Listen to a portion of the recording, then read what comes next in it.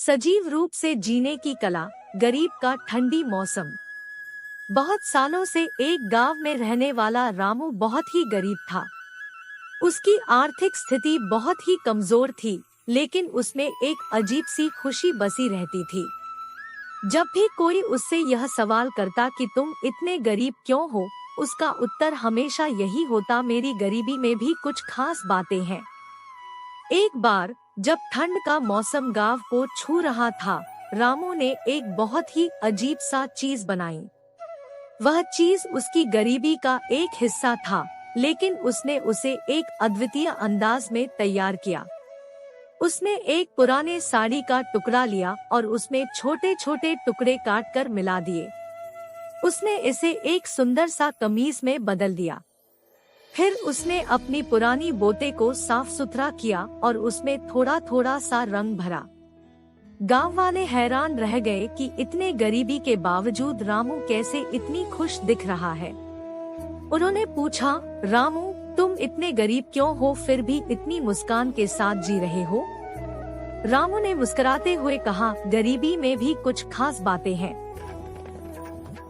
मैंने इस साड़ी और बोते को साफ सुथरा करके सजाया है और खुद को इस नए धंधे में सजाकर मैंने अपनी गरीबी को अपने लिए एक सुंदर चीज में बदल दिया है।